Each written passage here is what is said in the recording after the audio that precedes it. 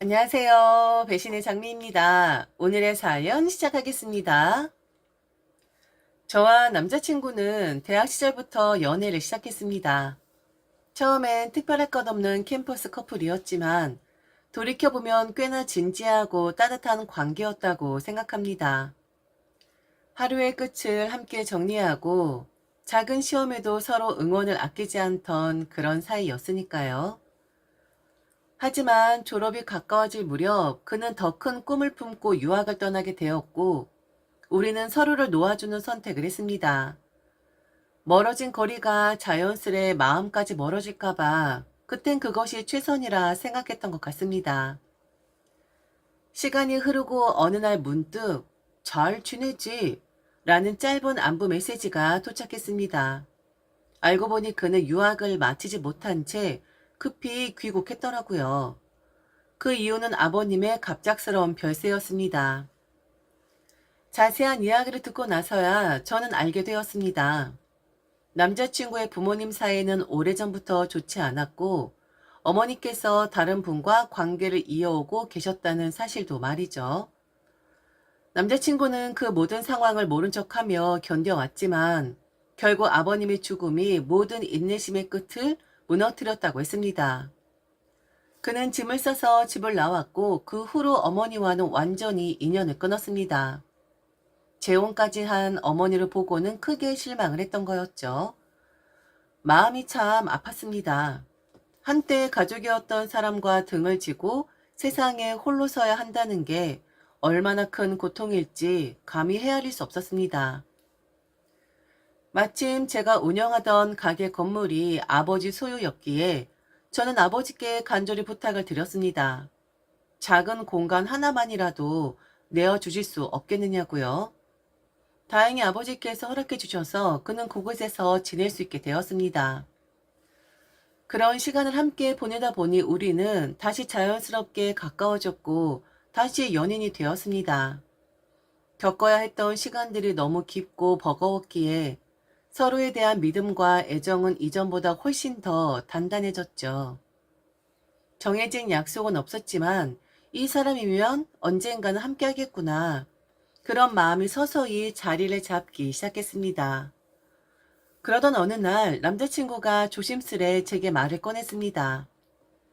나 집에 좀 들어가 봐야 할 것 같아. 처음엔 무슨 집을 말하는 건가 싶었죠. 이미 그가 가족들과 인연을 끊고 지낸 지 꽤 되었으니까요. 그래서 저는 조심스럽게 물었습니다. 무슨 일 있어? 왜 갑자기? 그랬더니 그가 잠시 말을 멈추고는 조금 떨리는 목소리로 이야기를 이어갔습니다.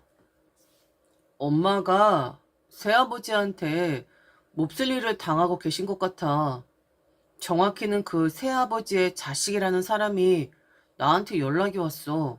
그 사람 말이 자기 아버지가 우리 엄마한테 너무 한다는 거야. 차마 못 볼 꼴을 봤다고.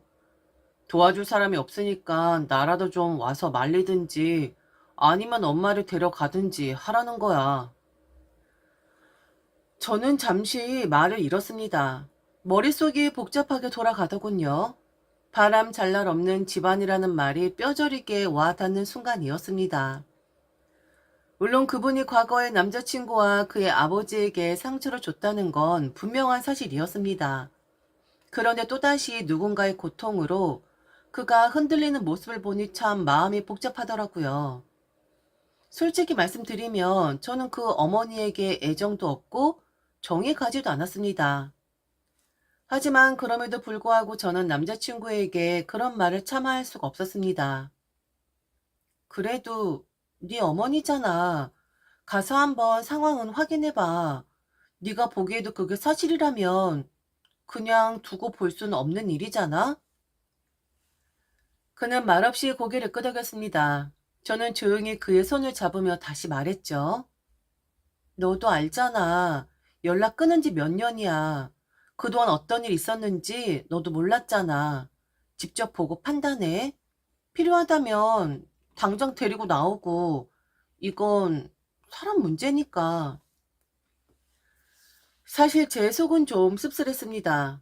내가 사랑하는 사람의 어머니가 그토록 모진 삶의 선택을 하셨고 그 선택의 결과로 또다시 상처받고 있다는 게 왜 꼭 그게 이 사람이 엄마여야 하지? 그런 생각이 들면서도 끝내 말로는 꺼낼 수 없었습니다.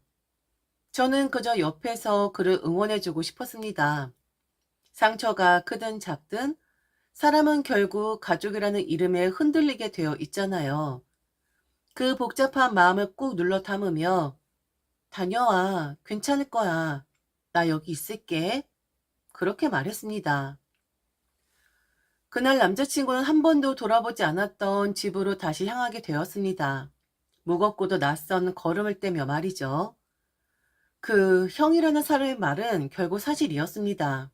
남자친구는 오랜 시간 외면해 왔던 진실과 마주하게 되었고 그 진실은 그가 감당하기엔 너무나 무겁고 잔혹한 것이었습니다. 그의 어머니는 분명 가정폭력을 당하고 계셨습니다. 게다가 그 폭력의 이유가 아이러니하게도 바로 남자친구, 그의 존재 때문이라는 말을 들었을 땐 저 또한 한동안 아무 말도 할 수가 없었습니다. 그 새아버지라는 사람은 늘 이렇게 말했다고 하더군요. 왜 네 아들은 나를 아버지로 대우하지 않냐? 내 아들은 너한테 그렇게 잘하고 엄마를 모시고 살고 있는데 나는 왜 이런 대접을 받아야 하느냐고. 그 불만이 결국 말싸움으로 번졌고 그리고 그 말다툼은 손찌검으로 이어졌다고 합니다. 참, 그 말을 들었을 때 저는 마음속으로 소리쳤습니다. 아니, 자식에게 대접받고 싶어서 재혼을 하셨던 건가요? 스스로 선택한 관계였잖아요. 사랑해서. 인연이라 여겨서 다시 시작하신 거 아니었나요? 그런데 이제 와서 왜 아들의 탓이 되는 거죠? 하지만 정작 남자친구는 아무 말도 하지 않았습니다. 그저 조용히 입술을 꾹 다문 채로 고개를 숙이고 있었고 그러다 이내 눈물을 글썽이며 말했습니다. 그래도 엄마잖아. 아무리 그래도 엄마가 그렇게 맞고 산다는데 난 그냥 모른 척 못하겠어. 그 말이 너무 아프게 와 닿았습니다. 그가 어떤 어머니 밑에서 살아왔는지 제가 다 알고 있었기에 그럼에도 불구하고 엄마니까 라는 그 한마디에 그가 얼마나 복잡한 감정으로 싸우고 있는지 알 수 있었죠. 결국 그는 어머니를 설득했습니다. 말로는 쉽지 않았겠지만 아들이란 존재 하나만으로 그 어머니는 결국 이혼을 결심하셨습니다.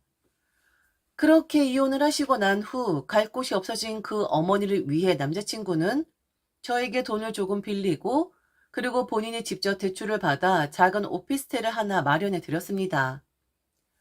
사실 그 어머니가 원래 살던 집은 엄연히 본인 명의의 집이었습니다. 하지만 그 집은 이미 그 새 아버지의 이름으로 바뀌어 있었고 정확히 언제 명의를 넘겼는지 모르지만 법적으로도 이제는 되찾을 수 없는 상태였던 거죠. 저는 그 이야기를 듣고 아니 위자료도 없이 그냥 나오신 거예요? 라고 물었습니다. 그랬더니 그는 씁쓸하게 고개를 끄덕이며 말했습니다. 엄마가 그러더라.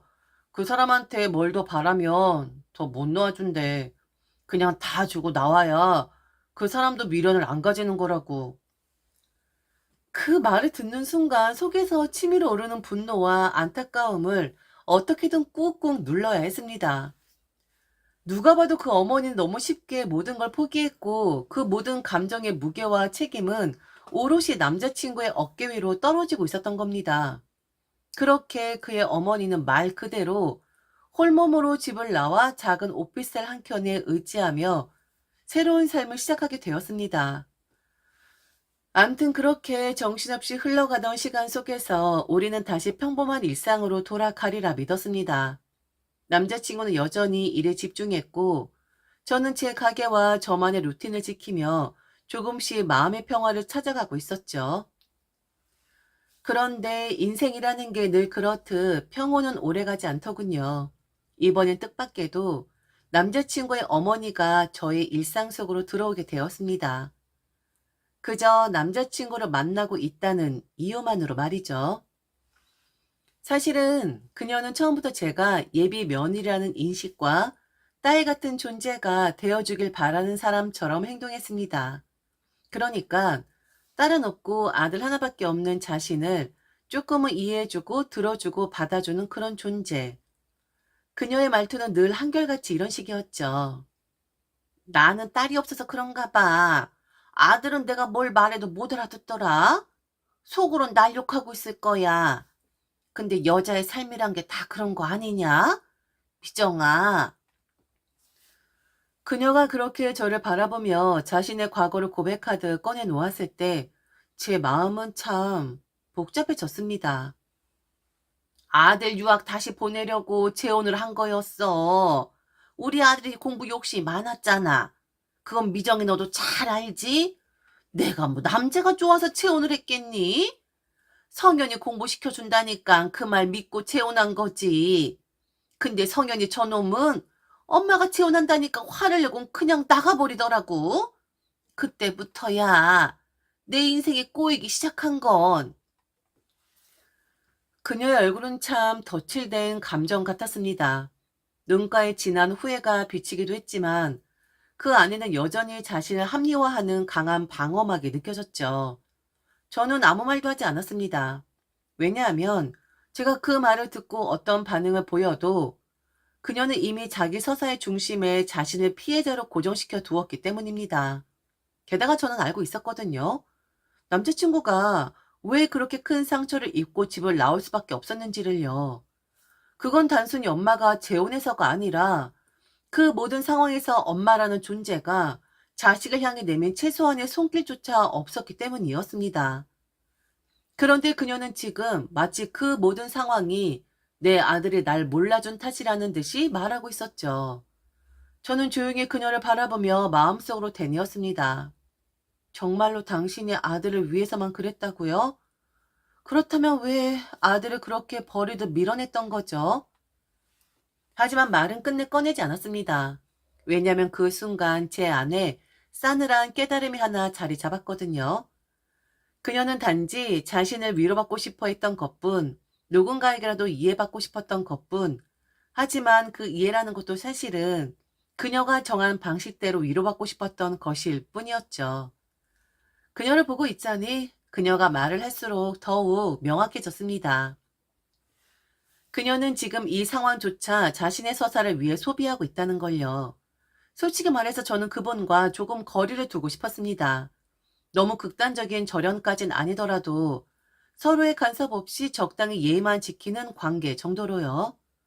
하지만 남자친구는 그걸 바라지 않았습니다. 그래도 엄마잖아. 지금까지 인생이 너무 힘드셨잖아.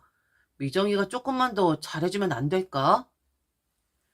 핏줄. 그 말이 맞는지도 모르겠지만 전 그 말을 들을 때마다 억지로 입꼬리를 올리는 연습을 해야 했습니다. 그 후로 그의 어머니는 소소하지만 분명한 간섭을 시작하셨습니다. 가장 먼저 시작된 건 바로 자신의 생일 이야기였습니다. 이번 생일엔 식사라도 같이 하면 좋겠어. 물론 미정이가 직접 차려주면 더 좋고. 근데 내가 이런 말 해도 되는 건지 모르겠네. 내가 너무 요구하는 건가? 그 말투, 겸손한 척 미안한 척 하면서 요청을 사실상 명령으로 바꾸는 기술. 그것이 너무 익숙한 톤으로 반복되기 시작했죠. 그리고 이어지는 메시지. 아, 참고로 내가 받고 싶은 생일 선물 몇 가지 적어봤어. 꼭 이 중에 고르라는 건 아닌데, 원래 선물은 받는 사람이 기뻐야 진짜 선물 아니겠어?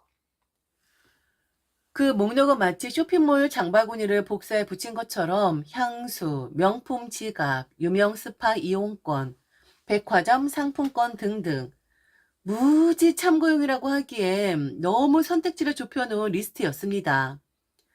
전 그 문자를 보고 숨이 턱 막혔습니다. 이건 선물이 아니라 강매였죠. 그 순간 예비 시어머니라는 타이틀이 무언의 채무 관계로 바뀌는 듯한 기분이 들었습니다. 그리고는 결정타. 딸 가진 친구들은 엄마 혼자 있으면 엄마, 친구들이랑 여행이라도 다녀오세요 하면서 용돈을 주기도 한다더라고. 근데 아들들은 그런 거 절대 안 해.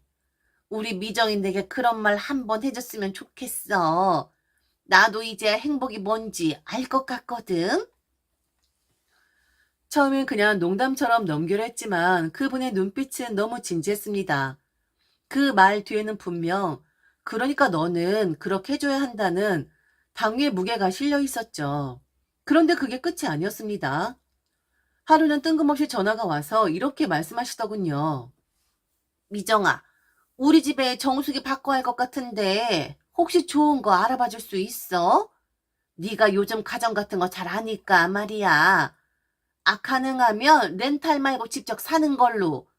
그리고 혹시 네 카드로 일단 결제하고 나중에 내가 보내주면 안 될까?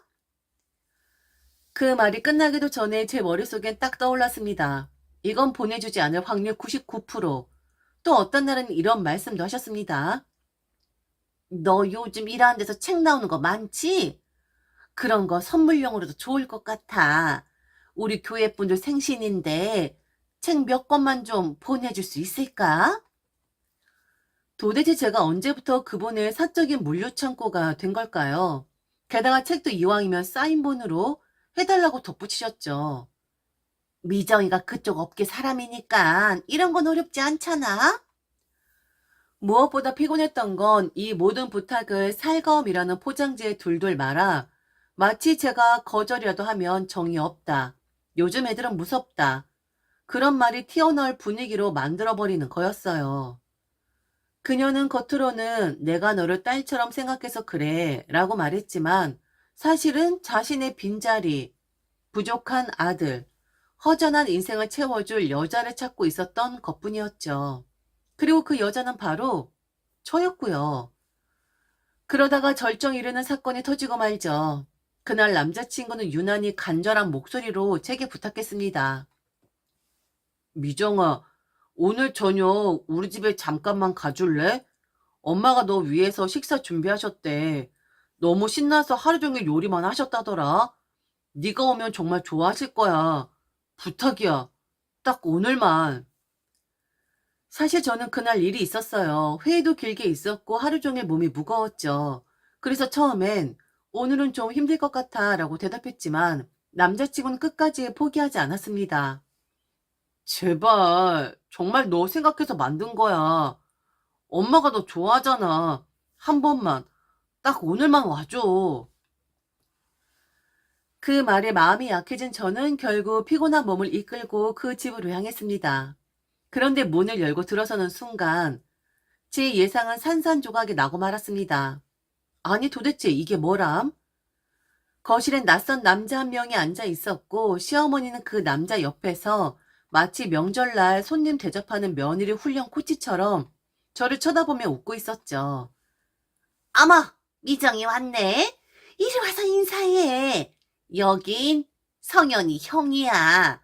너도 이제 식구가 될 사람인데 인사는 해야지. 자자, 같이 앉자. 반찬 좀 더 갖다 주고 국은 저기 있으니까 털어서 드려야지. 네? 식구요? 식사 대접이요? 제가 뭘 들은 거죠? 저를 위한 식사 자리가 아니라 저를 동원한 식사 자리였던 거였습니다. 남자친구의 엄마는 이혼한 전 남편의 아들을 식탁 한가운데 앉혀놓고 저더러 알아서 대접하라는 태도를 보였죠. 그 사람은 편하게 앉아 있었고 제가 그에게 음식을 덜어주자 여기 며느리감은 다르네요. 제가 아는 그 여자와는 완전 달라요, 어머니. 하는 소리까지 덧붙였습니다. 그 말을 듣는 순간 제 뒷목이 서늘하게 굳어졌습니다. 내가 여기에 왜 있는 거지? 나를 위한 저녁이라더니 왜 이 이상한 가족 재결합의 쇼에 도우미가 되어 있는 거지? 분노가 치밀어 올랐지만 그 자리에서 폭발하는 건 더 피곤한 일이 될 걸 알기에 저는 사람의 탈을 쓴 채 인간의 모습을 연기했습니다. 하지만 그 연극은 너무 오래 지속될 수 없었습니다. 왜냐면 식사 자리 막바지에 저의 멘탈을 완전히 깨트리는 그 말이 튀어나왔거든요. 남친의 엄마는 그 형이라는 사람을 가리키며 이렇게 말했습니다. 내 아들이야. 그 사람하고는 끝이 났지만 이 아들하고의 연을 끊을 수가 없거든. 정말 속 깊고 성현이랑은 다르게 묵묵히 엄마 곁을 지켜준 애야. 우리 미정이 이 사람이 이제 너의 아주버니 될 사람이야. 너희들 결혼할 거잖니? 안 그러니? 어후, 엄마 당연하지. 우리 미정이도 그 정도는 다 이해하고 있죠. 남자친구는 멋쩍게 웃으며 말을 덧붙였어요. 그 대화를 듣는 순간 몸에 한기가 돌았습니다. 무언가 이상하게 흘러가고 있었거든요. 남자친구의 어머니는 제 표정을 전혀 아랑곳하지 않고 계속 말했어요. 미정아, 내가 성현이를 얼마나 사랑하는지 알지?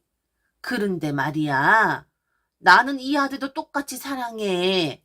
내가 낳은 아들은 아니지만 내가 엄마 노릇 했던 세월이 얼만데 이제 너도 가족이 되니까 이 아이한테도 네가 좀 잘해줬으면 좋겠어. 그 말이 이미 눈앞이 핑 돌기 시작했지만 그녀는 멈추지 않았어요. 네가 예전에 성현이 지내게 해줬던 그곳 말이다. 그 가게 2층짜리 말이야.